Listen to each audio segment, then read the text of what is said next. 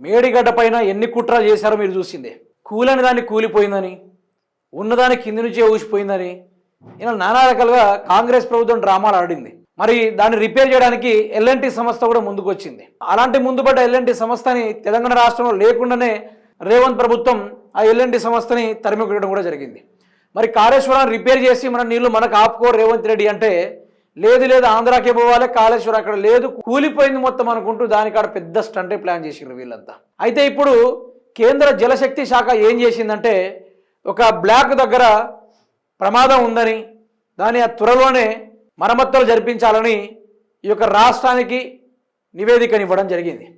ఈ రాష్ట్రానికి హెచ్చరించడం కూడా జరిగింది. ఏ పీసీ ఘోష్ని అడ్డం పెట్టుకొని కాళేశ్వరం కమిషన్ వేశారో అదే పీసీ ఘోష్ గారు ఈరోజు చెప్పారు, మీరు ఇప్పుడు కనుక దాన్ని కన్స్ట్రక్షన్ చేయకుంటే ఎప్పటికి కూడా కాళేశ్వరం మన చేతులకు రాదు అనుకుంటూ తేల్చి చెప్పేశారు. మరి ప్రభుత్వానికి దమ్ము లేదా? మరి రేవంత్ రెడ్డికి దమ్ము లేదా?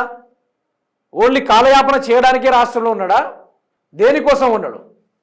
ఒకసారి వ్యవహారాన్ని చూసుకుంటే మేడిగడ్డ బ్యారేజ్కు కేంద్రం రెడ్ అలర్ట్, కేటగిరీ 1 ప్రమాదకరం డ్యామ్గా గుర్తింపు, త్వరగా మరమ్మతులు చేయాలని సూచన, బ్యారేజీ కుంగుపాటుకు నిర్మాణ సంస్థే కారణమని నివేదిక ఇచ్చిన ఘోష్ కమిషన్. అయితే ఈ బ్యారేజీ కాడ ఎన్ని డ్రామాలకు పాల్పడ్డారంటే మిత్రులారా, సరే అది కూలిపోయిందో కుంగిపోయిందో ఆడ చాలామంది వెళ్ళారు. కాళేశ్వరానికి ఏది కాలేదు. అంత గొప్ప కాళేశ్వరం, అంత నీటి టీఎంసీలు తెలంగాణ రాష్ట్రంలో ఎన్ని రాజ్యాలు గడిచిపోయినా ఎందరో రాజులు చనిపోయారు. ఏ ఒక్కరు కూడా ఇంత గొప్ప ఆలోచన ఎవరికి రాలే. ఆ గోదావరి పైన, కృష్ణా బేసిన్ పైన ఇలాంటి బరాజులు నిర్మించాలి, ఎత్తిపోతల పథకం పెట్టాలి, దాని ద్వారా నీళ్లను పొలాలకు తీసుకొచ్చే కాన్సెప్ట్ కేసీఆర్ మాత్రమే చేసిండు, ఎవ్వంతోటి కాలే. అటువంటి కాళేశ్వరం చిన్న క్రాక్ వస్తే ఆ క్రాక్ని సరి గత 2 సంవత్సరాలుగా ఆ కాళేశ్వరం అట్లనే ఎండబెట్టిర్రు. ఇసుకను దోచుకున్నాడు, ఇసుకను అమ్ముకున్నాడు తప్ప వీళ్ళు చేసింది ఏదంటే ఏది కూడా పావుల పని కూడా లేదు. ఆ బరాజుని మొత్తం కూల్చేసే ప్రయత్నం దిశగా వీళ్ళు ప్రయత్నం చేస్తూ ఉన్నారు. అయితే మొన్నటికి మొన్న ఈ జనవరి 27వ తారీఖు రోజున రాష్ట్ర ప్రభుత్వం నుండి ఏం రావాలని చెప్పారు, ఆంధ్రాకు నీళ్లు పోతున్నాయి కదా, మీకు ఏం అభ్యంతరాలు లేవు అనుకుంటూ మాకు నివేదిక ఇవ్వాలి, మీరు 27వ తారీఖున మీ అభిప్రాయాలు అభ్యంతరాలు చెప్పాలనుకుంటూ కేంద్రం జలశక్తి శాఖ చెప్తే మన రాష్ట్రంలో ఉత్తమ్ కుమార్ రెడ్డి లేడు, మన రాష్ట్రంలో ముఖ్యమంత్రి లేడు. మన ముఖ్యమంత్రి రేవంత్ రెడ్డి ఏమో తెలంగాణ నీళ్లను దోచుకుందామని, చంద్రబాబు నాయుడు ఏమో కసరత్తుల మీద కసరత్తులు పండుతున్నాడు. మన రాష్ట్రం నుంచి ఈరోజు గవా ఇయ్యడానికి ఒక్కరు లేరు. ఇప్పుడు రేవంత్ రెడ్డి మన రాష్ట్రంలో నీళ్లను వాళ్ళు దోచుకోబోతుంటే రేవంత్ రెడ్డి చదువుకుంటుండు. మరి ఉత్తమ్ కుమార్ రెడ్డి ఏం చేస్తుండో అర్థం కావట్లేదు. ఆయన హిందీ నేర్చుకుంటాడేమో. ఒకసారి చూడండి మీరు, ఇక్కడ చూడండి. ఇది ఎప్పుడు వచ్చింది? జనవరి స్టార్టింగ్లో వచ్చింది. ఎజెండా లేకుండానే జల చర్చలకు నేడు ఢిల్లీలో సిడబ్ల్యూసి సమావేశం. ఈరోజు సిడబ్ల్యూసి సెంట్రల్ వాటర్ కమిషన్ ఈరోజు మీటింగ్ అరేంజ్ చేయడం జరిగింది. మరి ఇందులో మన రాష్ట్రం తరపున ముఖ్యమంత్రి ఉండాలి కదా, కొందరు తెలివైన అధికారులు, ఓ తెలివిపారుబడిన ఓ నీటిపారుదల శాఖ మంత్రి లాంటి ఉండాలి కదా. మరి వాళ్ళు ఏం చేయకుండా ఒకరేమో ఇక్కడ చదువుకుంటాడో తెలియదు, గాయమైపోయిండు, ఒకతను యాడున్నాడో తెలియదు.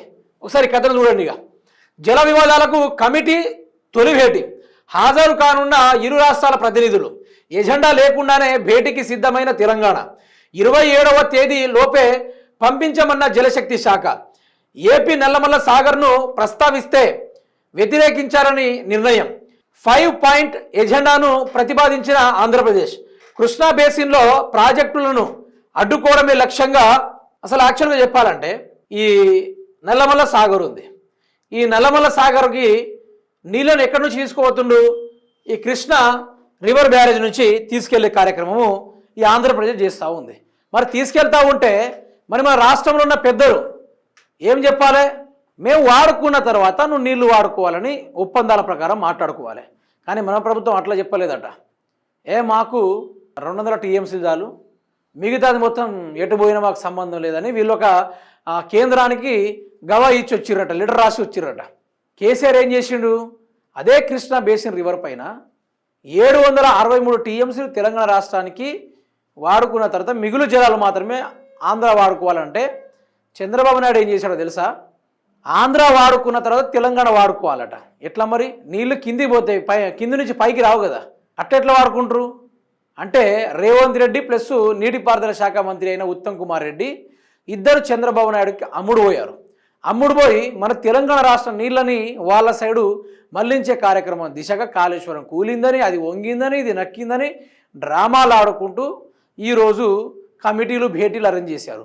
మరి 27వ తారీఖు మీ అభ్యంతరాలు ఏంటో తెలపండి అని చెప్తే డైరెక్ట్ ఎటువంటి లాజిక్లు మ్యాజిక్లు తెలియకుండా డైరెక్ట్ వెళ్ళిపోయింది ఈరోజు ప్రభుత్వము.